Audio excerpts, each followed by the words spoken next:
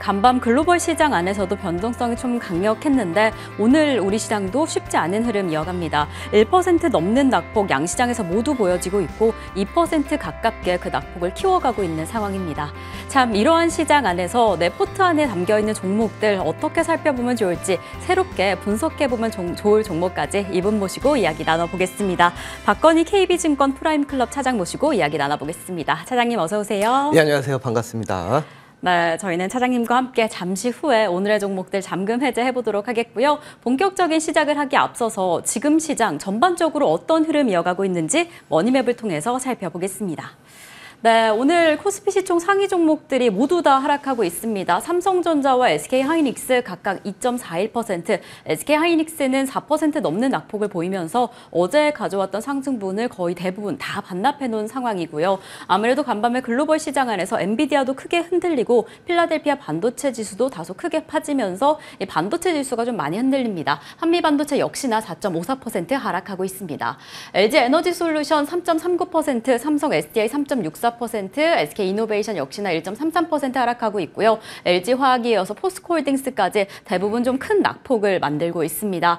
네, 제약바이오 헬스케어 파트를 좀 살펴보겠습니다. 어제 시장 안에서는 셀트리온을 중심으로 제약바이오 섹터들 실적을 위주로 단단한 흐름을 보였는데 오늘은 좀 하락세가 확인되네요. 삼성바이오로직스 계속해서 등락을 거듭하고 있는데 지금 이렇게 상승세로 전환을 해줬고요. 셀트리온은 1.47% 하락하고 있습니다. SK바이오팜과 SK바이오사이언스 각각 2.69%, 3.98%의 강력한 상승세 이어가고 있습니다. 그래도 의료기기 관련해서 파마리서치와 SD바이오가 어제여서 오늘도 상승세 이어갑니다. 다소 강력한 상승세 이어가고 있는 점 실적 관련해서 계속해서 집중해 보시면 좋을 것 같고요. 오늘 네이버가 또 하락하네요. 2.21%, 카카오는 1.96% 하락하고 있는 상황이고요. 건설기계 관련해서 삼성 ENG, 현대건설, 두산 에너빌리티는 이렇게 상승하는 흐름 확인되고 있습니다. 오늘 우주항공 관련해서도 1% 가까운 낙폭을 보이고 있고 현대로템은 4.13% 하락하고 있는 상황입니다. 자, 이렇게 오늘 우리 시장 코스피, 코스닥 시총 상위 종목들 위주로 좀 큰 힘을 내지 못하고 있는 상황입니다.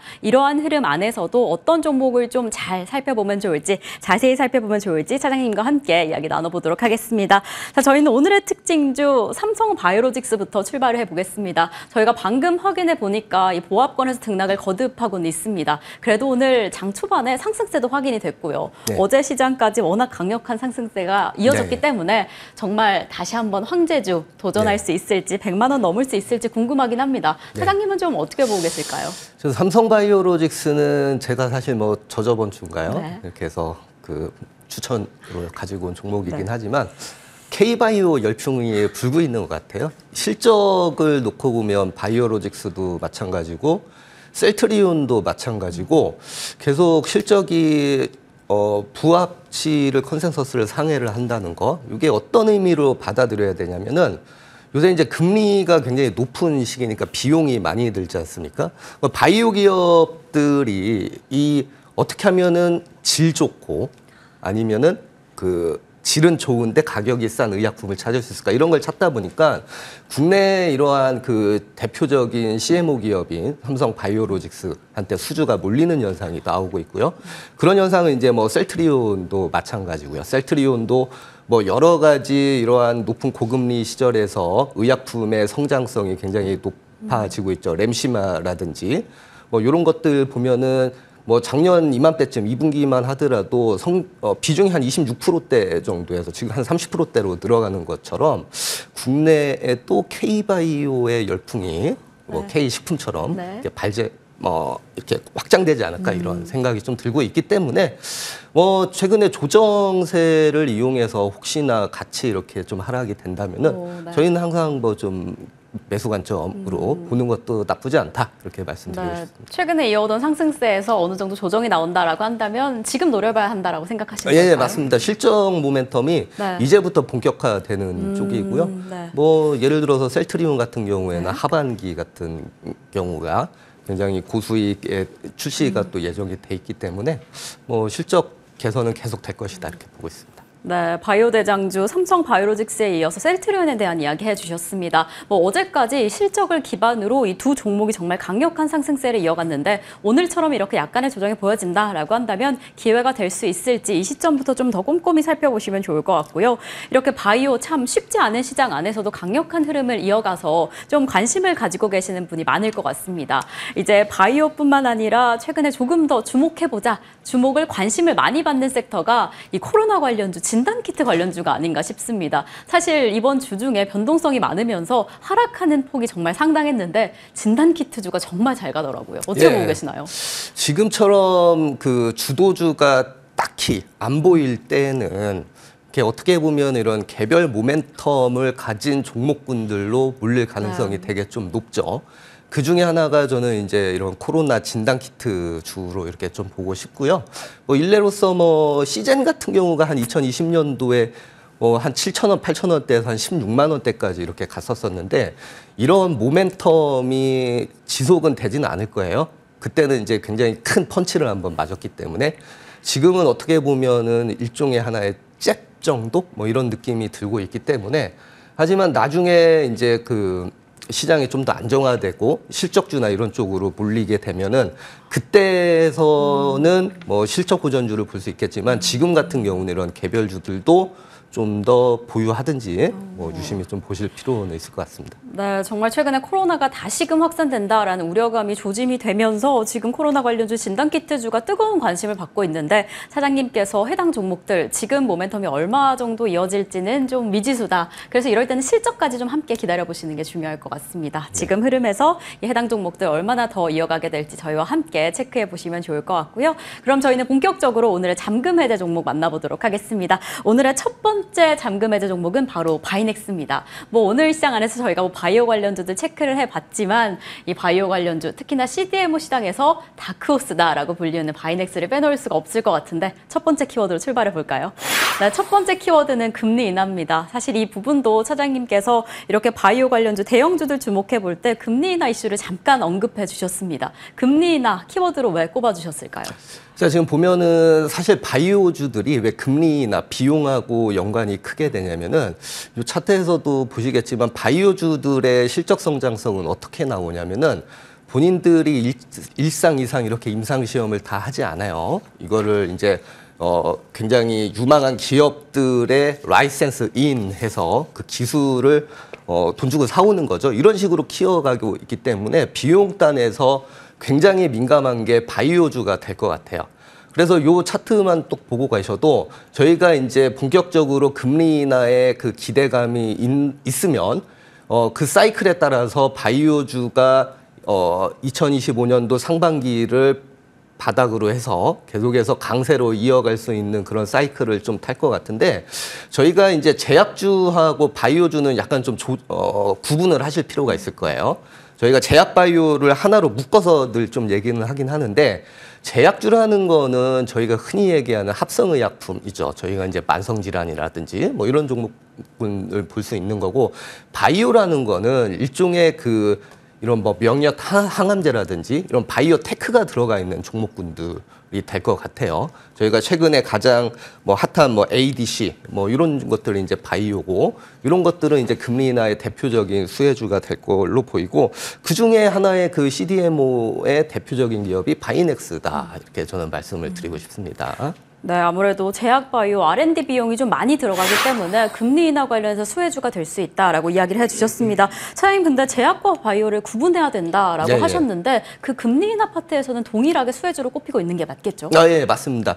하물며 근데 그 제약바이오를 저희가 투자를 하는 데 있어서 그래도 이왕이면은 조금 더 수익성이 좀 클 종목이 어떤 거고 어떤 업종이냐 요게 이제 바이오가 좀 맞는 것 같습니다. 네, 제약과 바이오 저희가 같은 섹터로 묶여 있어서 이게 뭐가 다를까 구분하기가 좀 어려우실 텐데 그럼에도 불구하고 차장님이 금리 인하 수혜주 측면에서는 바이오가 조금 더 주목해 볼 만하다라는 이야기를 해주셨습니다. 자, 그럼 저희는 바이넥스 관련해서 두 번째 키워드 넘어가 보겠습니다.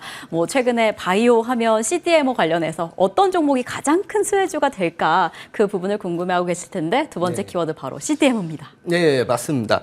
저희가 그래서 총 이제 바이오주들을 여러 가지로 구분을 해볼 수가 있을 것 같아요. 그 CDMO를 일단 뭐 보기 전에 실적이 개선되는 저희가 전통적인 저평가 제약주 같은 경우는 뭐 JW 중해제약도 있을 테고 종근당도 있을 테고 뭐 대웅제약도 있을 테고 뭐 이렇게 되고 있고요. 제가 보는 거는 이제 다 쪽에 신약 개발에 관련돼 있는 바이오 기업들, 저희 뭐 유한양행이라든지 리가켄바이오, 알테오젠 등등 최근에 굉장히 그 핫한 종목군들이 다 바이오 기업에 좀 들어가 있었다는 거를 저희는 알 수 있을 거예요. 근데 제가 이제 그 CMO인 삼성바이오로직스 그리고 ST팜, 바이넥스 저희는 대표적으로 이렇게 세 개가 될 걸로 보이는데 제가 이제 바이넥스를 꼽는 이유 중에 하나가 뭐냐면은 저희가 이제 CDMO 기업들에서 미국이 이제 중국에 대한 제재가 굉장히 좀 강력하게 좀 들어가고 있는 걸로 이렇게 보이고 있거든요. 그래서 중국의 그 미국 비중이 높은 제약주 중에 우시라고 있거든요. 그 기업이 굉장히 좀 큰 폭으로 주가가 좀 많이 빠졌어요. 그러면은 미국의 제약 때문에 중국 바이오주들이 조정을 한다면 그 기회는 저희 그 한국 기업인 CDMO 기업들이 받을 것이고 그 중에서 제가 이제 그 중소형 CDMO를 왜 봐야 되냐 하면은 이 표를 하나 제가 좀 가지고 있는 게 있는데 이렇게 좀 보게 되시면은 저기 보면 가운데 동그라미하고 X표로 이렇게 된 거가 보이실 거예요. 저기에서 이제 글로벌 GMP라고 좀 돼 있는데 그 왼쪽에 FDA하고 오른쪽에 EMA라고 볼 거예요. 근데 잘 보게 되면 미국 쪽에 FDA 승인을 받는 GMP라고 해서 Good Manufacturing Practice, 얼마나 제조를 오염 없이 잘 하냐 이런 건데 굉장히 까다롭거든요. 근데 그래서 저 중소형사들은 대부분의가 미국 FDA 승인을 받지 못했어요. 중소형 CDM 중에서.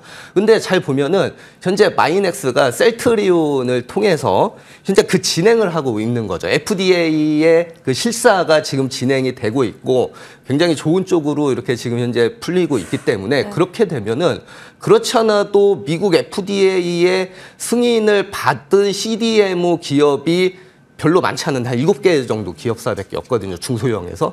그런데 바이넥스의 국내 기업이 이렇게 들어오게 되면은 그렇지 않아도 바이오에 대한 제약 때문에 중국 바이오의 제약 때문에 어려운 와중에 그러면 바이넥스가 더 이렇게 주목을 받을 거고 그만큼 더 수주도 많이 받을 가능성이 높고 그래서 실적에 대한 개선 폭이 굉장히 큰 게 바이넥스다 이렇게 좀 말씀을 드리고 싶습니다. 네, 아무래도 이런 시장 안에서 실적, 어떤 종목이 좋은 실적을 받게 될까 그 부분이 관전 포인트일 텐데 미국 FDA 승인을 받은 중소형주 가운데 이 바이넥스에 좀 주목해보자라는 이야기를 해주셨습니다. 자, 그럼 저희는 세 번째 키워드로 넘어가 보겠습니다. 바이넥스 세 번째 키워드로 이익 성장을 좀 기대해보자라는 이야기가 나오는데 어느 정도 기대해봐도 좋을까요, 사장님?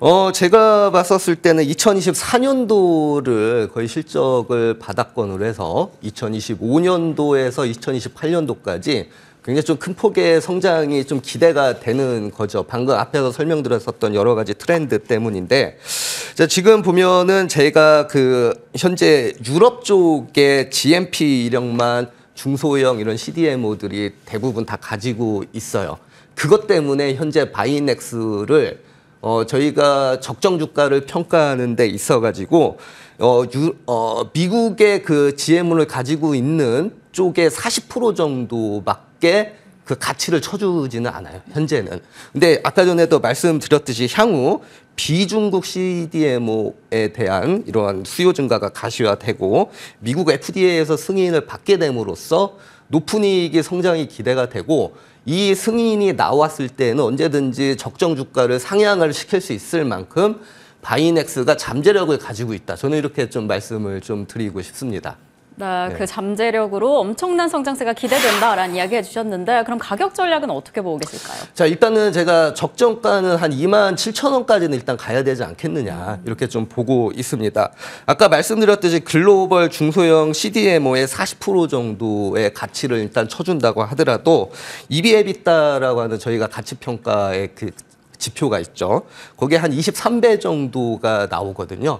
그거를 했었을 때에도 27,000원까지의 뭐 적정 가격으로 갈 수 있고 27,000원이면은 예전에 바이넥스가 과거에 약간 고가 부분을 형성을 했었었던 거예요. 한 2015년 그 정도까지 갔었을 때 일단 그 정도까지 1차 목표로 정해놓고 그 후에 이제 흐름을 봐가면서 뭐 적정 주가는 얼마든지 좀 상향도 시킬 수 있는 거고 뭐 이렇게 좀 볼 수 있겠습니다. 네, 지금 이러한 흐름이라면 목표가 27,000원 잡아주셨습니다. 자, 그럼 저희는 두 번째 종목으로 넘어가 보겠습니다. 어떤 종목을 잠금 해제해 볼까요? 자, 두 번째는 바로 성광밴드입니다. 최근 조선 기자재 부분에 부각을 받으면서 뭐 주가도 기대가 되는데 키워드로 넘어가 볼까요? 성광밴드의 첫 번째 키워드는 PBR입니다. 뭐 이 정도면 가치 평가 잘 받고 있다라는 트렌드로 봐도 될까요? 아, 예. 지금 PBR이 사실 1배가 안 되죠. 그런데 한 1배에서 1.5배는 가야 되지 않나 이런 생각이 좀 들고 있는 게 뭐냐면 이렇게 저평가에 있을 만한 그 우려가 좀 많이 줄어들었다 이렇게 말씀을 드리고 싶어요. 지금 0.7배에서 0.6배 정도 형성이 되는데 PBR 1배 정도로 올라가게 되면은 이게 한 17,000원 정도는 일단 가져야 될 것 같거든요. 그래서 그게 좀 더 해소가 되면 뭐 한 2만 원대까지도 더 올라갈 수 있는 여건이 좀 될 걸로 이렇게 좀 보이고 있고요. 왜 그 성광밴드가 PBR 1배 최소한의 저평가를 해소를 해야 되는지 그거는 제가 다음 포인트로 제가 보여드리도록 하겠습니다. 네, 좋습니다. PBR 측면에서 1.5배가량은 좀 잘 조달해줘야지 이 주가도 힘을 더 받을 것 같다라는 생각이 드는데요. 그럼 저희 두 번째 키워드로 넘어가 보겠습니다. 두 번째 키워드 LNG입니다. 뭐 조선 관련된, 조선 기자재 수급 관련된 부분이 아닐까 싶은데 어떻게 보고 계실까요? 자, 저희가 잘 생각을 해보면 LNG 하나의 에너지, 가스전이죠. 자, 가스전은 심해에 나가서 저희가 이렇게 뽑아와야 돼요. 근데 심해에 나가서 뽑아오는데 저희가 예전에는 온쇼어 해가지고 그 가스전에서 배가 이렇게 쭉 시출을 한 다음에 관을 통해 가지고 육지로 보냈어요. 그러니까 그게 얼마나 조금 비용 단위나 이런 것들이 좀 오래 걸릴 거예요, 시간하고. 그래서 요새 저희 투자자 여러분들 많이 들어봤겠지만 이 가스전을 뽑아서 배 위에서 다 액화하고 저장하고 바로 배에서 그 필요한 대로 이렇게 보내버리죠. 저희가 이걸 흔히 얘기해서 부유식 생산 저장 설비다 해서 FPSO라든지 FLNG 이런 것들을 많이 들어보셨을 거예요. 자, 그래서 이 LNG 액화 프로젝트의 규모가 커질수록 왜 피팅 업체에 이런 부품이 많이 들어가냐면은 이 배관 시스템이 되게 필요를 많이 해요. 이런 오프쇼어 쪽에서 부유식에서는.